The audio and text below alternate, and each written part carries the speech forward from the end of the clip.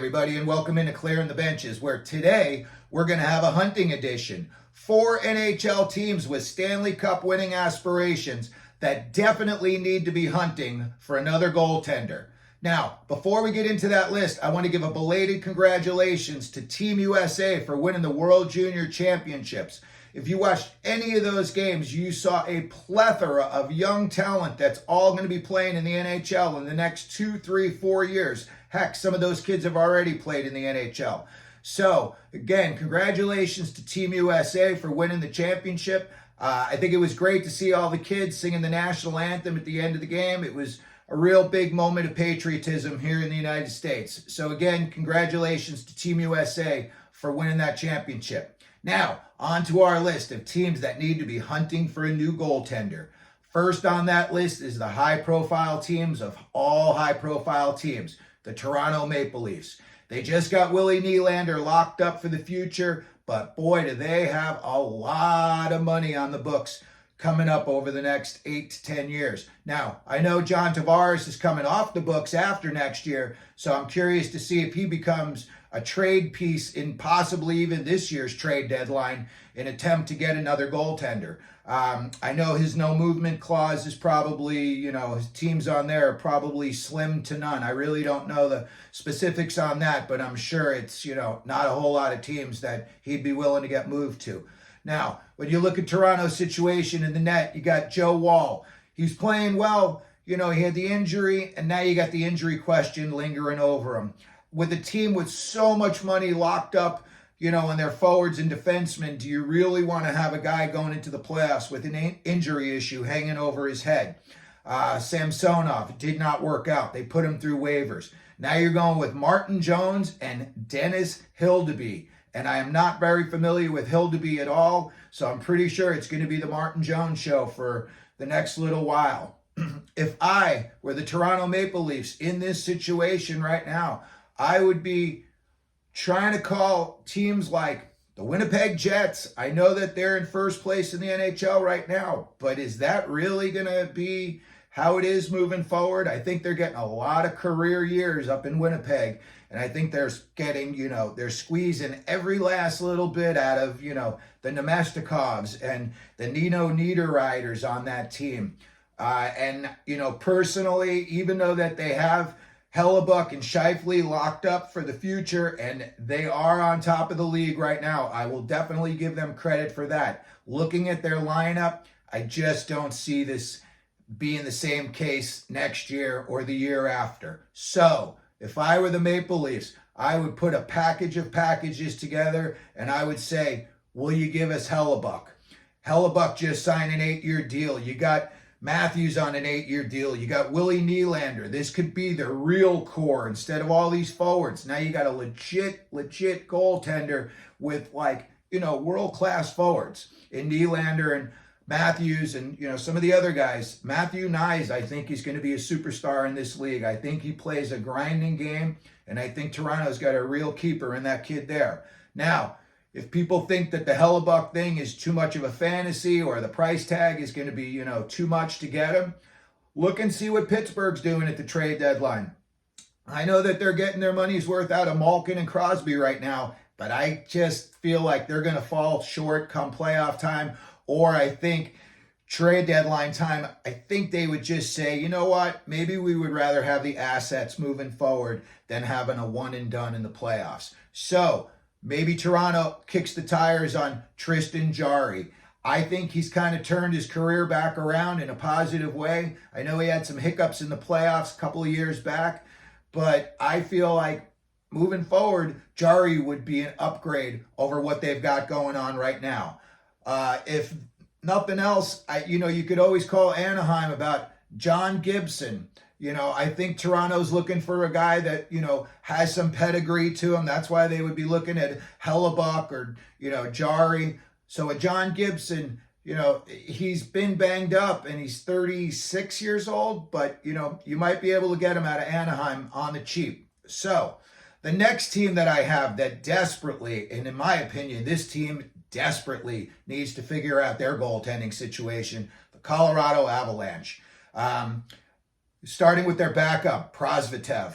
Listen, this guy was terrible last year. The Coyotes bought him up for a few games. He won like 2 or 3 games, but then they sent him back down to Tucson where they thought he was going to, be the superstar in the playoffs. And he got worked, and Tucson got knocked out in the first round, and Prosvetov got moved on. So Colorado picked him up, and I think they're finding out real quick why the Coyotes let him go. Georgiev, in between all the little meltdowns that he's had, he's managed to put up 22 wins, and he's only lost 9 games. But is that really him winning those games, or is that a product of all the firepower he's got up front with Makar and McKinnon and Rantanen? You got a lot of guys up there who can fill the back of the net. So, in my opinion, it's not Georgiev. And I would think this question, if I'm Joe Sakic, the first thing I'm thinking is, what happens if game 1 in the playoffs, Georgiev gives up 6 goals in 2 periods and then, starts smashing sticks and you lose him mentally? You can't put him back in for game 2. He'll just get destroyed. So what do you do at that point? You're not turning to Prosvetov, that's for sure. So, in my opinion, Sakic should also be picking up the phone and giving Pat Verbeek out in Anaheim a call. But this time I'd be asking about Lukas Dostal. And I know that, it's not really a household name, but this kid's been solid on a really, really bad Anaheim team. He's got 6 wins. He's got a .901 save percentage, and he's got a 3.5 GAA. But again, the goals against is coming with a really bad Anaheim team in front of him. You put him on a playoff caliber team who's then playing playoff hockey, that GAA could come down by an entire goal. And in the playoffs, you can only really give up 3 goals. You're not going to win if you give up 4 goals. Most likely, you're going to lose that game. So if I were Colorado, I would be giving Pat Verbeek a call, and I would ask, hey, what is the price tag on Lukas Dostal? And again, looking at the teams that Colorado would have to go through, if you think Georgiev is going to have the mental wherewithal to get through it, Vegas, LA, Dallas, those are heavy teams with a big net front presence. They stick their butt in the goalie's face. And the more the goalie doesn't like it, the more they do it. So, again, I think Georgiev physically's got the skills, but mentally, he's too fragile. And with all that you've got invested in Colorado, I just don't see Joe Sakic going into the playoffs riding it with Georgiev. So, moving on to the next team on this list, the LA Kings. They've really, really done well this year. They had that huge road streak to start the season off. I think it was 12 or 13 wins in a row. And they've got a lot of pedigree on this team. You still have Doughty and you still have Kopitar. And then there's a nice mix of young guys in between. You got Dubois, Fiala, you got Kempe, and, Quentin Byfield. But Cam Talbot. Now, I will definitely give him credit. He's 14-9. He's got a .923 save percentage, a .217 goals against average. You'd look at me and say, why would you need another goaltender if you have this guy? I'm a Ranger fan. I saw Talbot had a big streak back in the day, but then when the chips were on the table and they shipped him out, his career really hasn't been very sustainable up until this year when he got a really structured defensively Kings team in front of him, and I think that seriously has boosted his numbers. He's another guy. I feel like what happens if game 1 in the playoffs, he gives up 6 goals in 2 periods or 7 goals in the game. What are you going to do then? I just don't see anybody who you're going to put in there at that point that's going to just win games for you. Again, I would start looking around the league and I would start to say, hey, who's available out there? One guy I know that I would like is Jake Allen. A couple of years ago, he was on that team with St. Louis that won the Cup, and I know it was Binnington that did a lot of the work in the playoffs, but he's got a good pedigree. So, that would definitely be a guy that I would be looking into. And if nothing else, I would be trying to make a blockbuster deal And if you're the Kings, again, you've got a good group of middle, young age guys moving forward that are all locked up for a long time. And you want to say, hey, we want a goaltender that's going to be equal to the guys that we have up front. If the New York Islanders are out of the playoff race come trade deadline, maybe you offer Quentin Byfield for Varlamov. You know, the Islanders love that big, heavy forward. Byfield would fit right in out on the island. And moving forward, I think Varlamov would give the Kings really good goaltending. And even if you played him in a situation with Talbot and then you had Varlamov, I think that's a good enough tandem. Now you've at least stepped up the product enough where I think you could go deeper on a playoff run. And again, they've already got that Stanley Cup pedigree in that locker room. So to me, the Kings are a sleeper. They just need stability in the nets. And then the fourth team I have on this team, it was everybody's darling to win the Stanley Cup or go deep in the playoffs at the beginning of the year. And it just hasn't worked out for them so far. The New Jersey Devils. You got Akira Schmid and Vitek Vanacek. Schmid, 5 wins. He's got an .893 save percentage. Just not what they were hoping for when, they started playing him as much as they did this year. Vanacek, 3.29 goals against, .884 save percentage. Those are just not playoff winning numbers, even if they can make the playoffs at this point. The Devils are on the outside looking in as, the time that we're making this video. And if you look at their team, I think they made a mistake when they gave up Severson and on the back end. And, Dougie Hamilton's a little fragile at this stage in his career, and he's missed a lot of time for them.